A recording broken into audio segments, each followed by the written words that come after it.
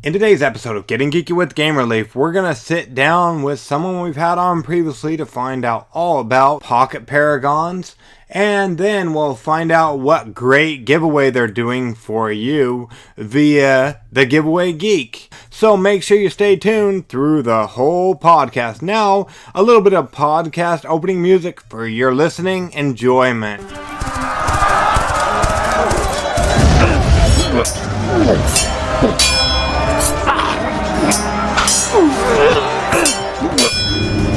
Getting Geeky with Gamer Leaf, the podcast in which one man strives to level up his geekhood and helping you do the same one battle at a time. Now, let's get geeky with Gamer Leaf.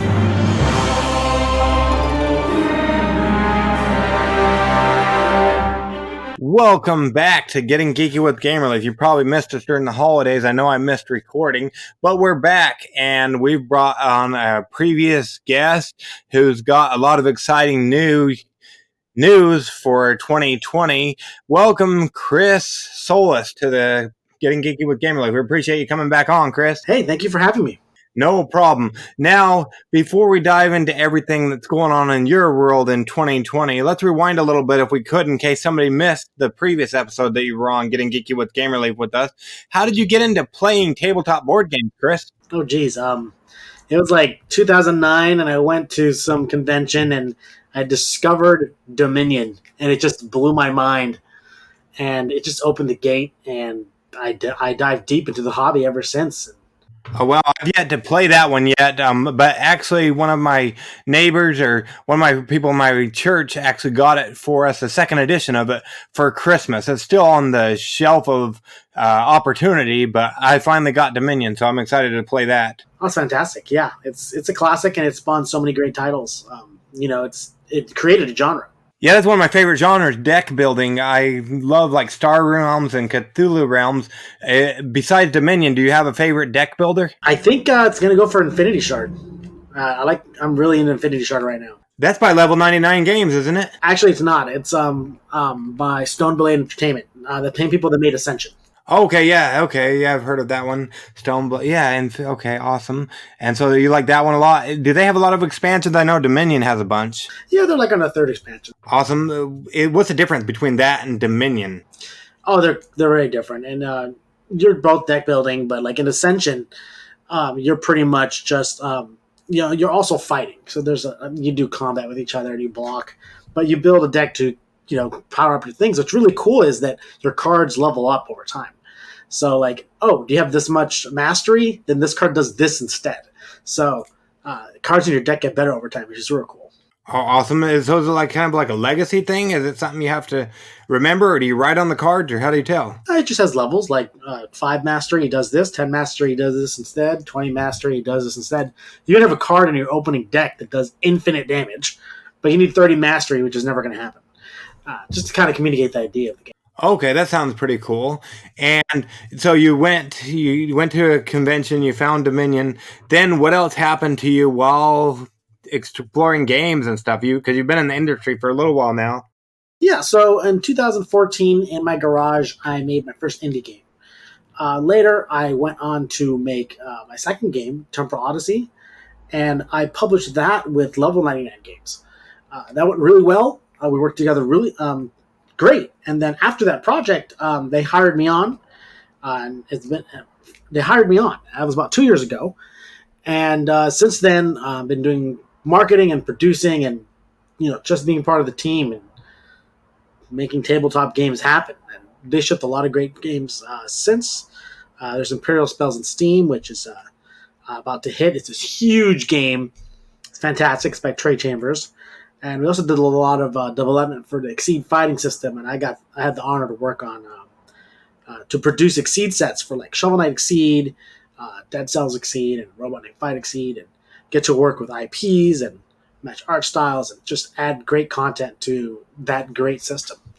So yeah, but though 2020 is here and my time with Level 99 Games has ended, So the next step for me is that in 2020, I'm opening my own studio called Solis Game Studios. Solis is my last name, where I'll be taking all those wonderful lessons and producing my own titles moving forward. Okay, awesome. So what can we expect from you? Or is it too early in the game to tell us what you got coming up? I can talk a little bit about the lineup. But my studio does two things. Let's put it this way. I have titles that come from me directly, and then I do studio work for other titles, which means other companies will be like, "Hey, Chris, spawn me a game," and then I will spawn the game for them. It will be in their lineup, but I created it for them. So it's kind of like a freelance producer. So I'm mixing those two together. You'll probably see an array of game styles from me because they don't all have to match my brand. I can't talk about the other clients' properties yet, but over time you'll start seeing my logo a little more often. But what I can talk about is that I am going to be making a sequel to Temporal Odyssey 2, and I'm going to take that game to the next level, making it a little thicker experience and clean up the rules and add some more content to it. So I'm really excited to bolster that universe. Okay, maybe you can, maybe somebody's clueless like I am, because I still have so many on my shelf of shame, and yeah, even though I've been in for a couple years now, there's so many games out there. Maybe somebody else isn't familiar with Temporal Odyssey. What can you tell us about the game? Just the first one, I guess, Chris. Yeah, so Temporal Odyssey is a game about dueling time travelers. You choose a time traveler, you try to defeat the other guy, and you have like 50 hit points, you kill them. Here's the thing, it's super easy to die, and once you do, you're a time traveler. How are you going to allow that to happen? You can actually bargain with Lovox, the god of time, and be reanimated. So how do you kill time traveler, right? And the object of the game is to give your opponent a bunch of instability cards, then deal the final blow. It's a drafting card game, actually. I'm not going to call it a deck builder. It's more of a hand builder. And you'll be picking cards from the past, present, or future and adding them to your deck to unleash an army of creatures and minions from different time periods to defeat the other time traveler. And because of the theme and the fact that you reanimate, the game is by design very explosive. Like, check out this awesome combo that just board wipes you and I kill you, but that's only one of your many lives. So it gives you a sense of power, and it has this epic feel to it. Okay, sounds pretty cool. Where'd the inspiration for that come from? Was there a specific inspiration to do that theme and everything? Yeah, I mean, I think it really comes more from a character design standpoint, where a lot of the travelers in the game are very juxtapositioned, meaning that I'll get one idea, combine it with the opposite idea, and create a character. So, example, Mr. F, he's a flower, but he's also a mad scientist. I get those two together and like create that traveler. And those character identities were a lot of fun. And putting them in coats and having them fight was a lot of fun. And it came theme first. But like we talked about earlier, I love deck builders. I love those kind of things where I get to choose cards to integrate into my strategy. It's not exactly a deck builder because there's no deck. It goes into your hand. But the idea is similar, where the game has a board state, and the decisions we choose on what cards to take is the core part of the game. So, if you like Dominion, or if you like Infinity Shard, which is also combat focused like Temporal Odyssey, I would call them a similar genre. Okay, awesome. That's up to your head to build in your hand. How many do you hold in your hand at any one given time? Oh, you start with 7 cards, and then you'll bounce between 5 and maybe 8, maybe 9.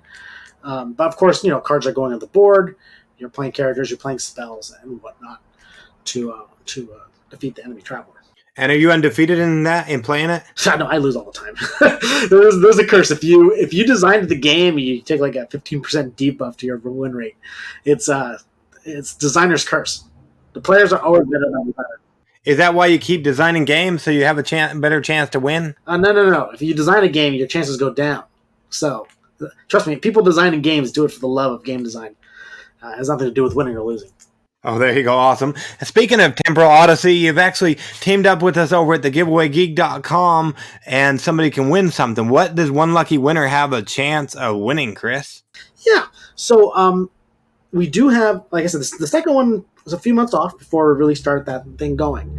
But through this giveaway, you can win the original copy of Temporal Odyssey, but you also can get an exclusive 2-player mat, which is like this really cool 24 by 20 inch mat that just takes up the whole table and you can play on it. It is beautiful. It's a beautiful mat. So you can get those two together for joining the giveaway. And yeah, it's a pretty easy to enter.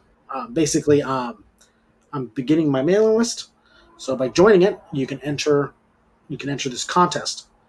But even outside of that, we have a game that we designed in house called Pocket Paragons. Pocket Paragons is a print and play game that I'll give you for free if you join my mailing list. Awesome. So either way, they're going to win. Yeah, free games. That's what we do. Free games. Pocket Paragons. I went to a designer retreat in Maine. My roommate, and he's actually the designer of Pocket Paragons, and it was a huge hit. It's a 3-minute intense experience, low card count, and it's like this will be a great little print and play game. So let's share it with the world, and you should check it out. It's real cool. So what kind of game is it? Why should somebody want to play Pocket Paragons? What kind of game is it, Chris? That's the kind of game that you can play while standing in line at a convention or quickly while having coffee and still get this combat kind of feel. Really boiled it down to you can play literally anywhere. A character is 5-6 cards. Basically, both players are going to play a card, reveal them, and you get to see the interaction. And cards are either going to go back to your hand, deal damage, or negate the other player's cards. Now, the intensity of the game comes to the fact that you need to use an empty action to get all your cards back after it's exhausted. There is a card in every player's kit that can critical the enemy in a different way. So at any point, you can be one-shotted, and you just got to be really careful and focus on your opponent's intentions and get a good read on what they're thinking.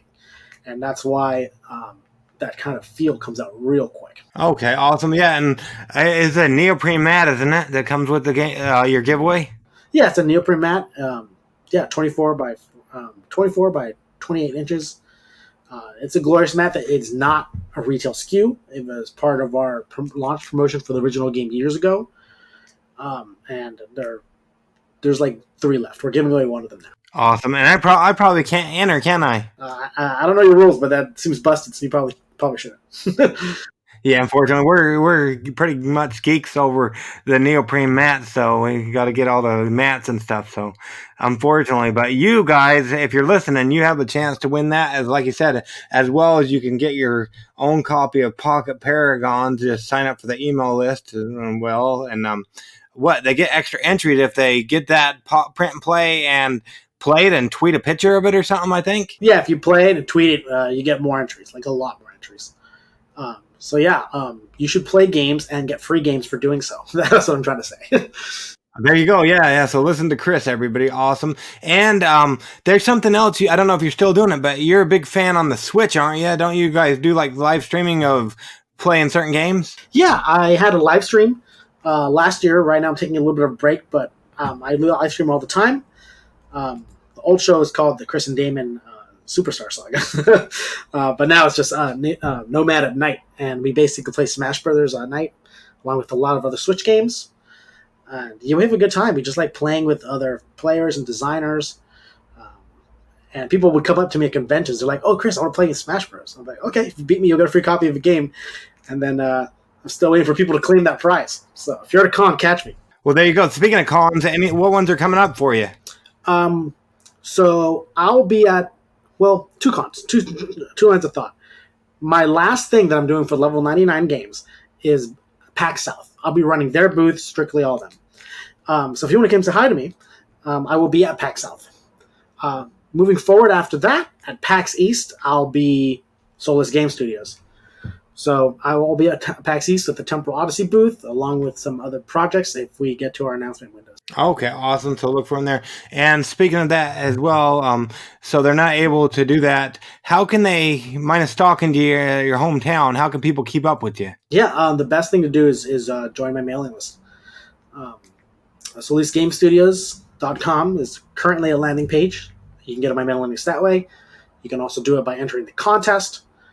The contest is definitely the best way to do it right now because you can get a free game. Yeah, join my mailing list and you can keep up with Temporal Odyssey development, Pocket Paragons, and our future projects once they become announceable. Awesome. Yeah, might as well enter the giveaway and you get a free game and then you get more games for playing as well. More chances to win, I mean. So awesome. Yeah, we don't want to keep you all night, Chris, but we appreciate you coming on Getting Geeky with Gamerleaf with us to talk all about the new, what is it? How do I pronounce it right? Solis Gaming, is that right? The Solis is fine. Solis is the Hispanic way, but they are both correct. So, Okay, awesome. But we look forward to see what you're going to be doing in 2020. Thank you for having me. No problem. Wow, too bad I can't enter that giveaway. If you feel that way, don't worry, you can enter. Go ahead and jump on to the link on the bottom of our show notes. Check out Pocket Paragons. Don't forget to tweet about it with a picture of you playing the print and play, because you get extra entries that way. It's great to see Chris moving on to something that he's doing himself. We'll miss him over there at Level 99 Games, but now we've got another game studio to make awesome games. Make sure you go ahead and follow all the links and follow along. So let's see what he'll be launching to Kickstarter pretty soon. I am guessing it might be Pocket Paragons. You got a different guess? Feel free to shoot me a message. Now let's see what else might be on the Kickstarter, shall we? Welcome to the world of Questicus, a hand-drawn adventure of epic questing and fierce competition for 3 to 6 players. The idea is simple. Become the most influential adventurer in a given time to become the next mayor of the town and win the game. Your worst enemies are your fellow players, as they are also fighting for power and influence. Utilize an arsenal of magical items, cunning skills, and secretive plots to become the reigning mayor over the land. Enjoy an engaging adventure as y'all create the map and explore the world around you. With 38 unique tiles and over 50 special events, you'll never play the same game twice. Every time you start a game, you will be thrown into a brand new experience with new challenges and different strategies for you to apply. Vie for power and influence with one of 12 exciting characters. Will you choose to be a good adventurer seeking to help the people, or an evildoer who seeks to destroy all those that stand in their way? Bahahaha, that's probably me. In Questicus, the choice is yours, with each character having their very own stats and abilities specific to them. Worried a game might drag on too long? Afraid that game will be over too soon? Well, fear not, Questicus has just the thing for you. With Questicus, they set up a way to keep track of how many rounds are left in a game by using town event cards. Each round, one of these cards will be drawn and revealed with a special event that all players participate in. Customize your experience with a simple game of 10 rounds, or go in for the long haul and set up a 35-round game. The choice is up to you, as they know players like games tailored to their needs. And with Questicus, you are given the freedom to choose the length of the game you want to play. Are you ready to get questing? If your answer to this question was a resounding yes, as I know it was, make sure to follow the link in our show notes and back Questicus before the 15th of January. Tell them Gamerleaf sent you in the comments on their Kickstarter page. Hey, I know you're thankful for Getting Geeky with Gamerleaf, so do us a favor. Drop us a rating and review over at iTunes or your favorite podcast catcher. This helps more people find Getting Geeky with Gamerleaf, which will help more people find The Giveaway Geek, which will help us bring you more awesome content on our podcast and giveaways for you to win cool games. And because we don't necessarily eat turkey on Thanksgiving Day, this gives us something else to be thankful for. You, the fans. If you liked any of the games we talked about in today's episode, make sure you check out their Kickstarter campaigns to show them and us a little love. Backing them goes a long way. Plus, make sure to stay up to date on all the giveaways we're doing over at thegiveawaygeek.com. There will be at least 2 to 3 new giveaways going live over there next week. It's our least favorite time as well as yours. So until next episode, make sure you go ahead and get geeky, stay geeky, and bring others in the geek fold by sharing our episodes with others, as well as keeping up with the giveaways we're doing over at thegiveawaygeek.com. Gamerleaf out.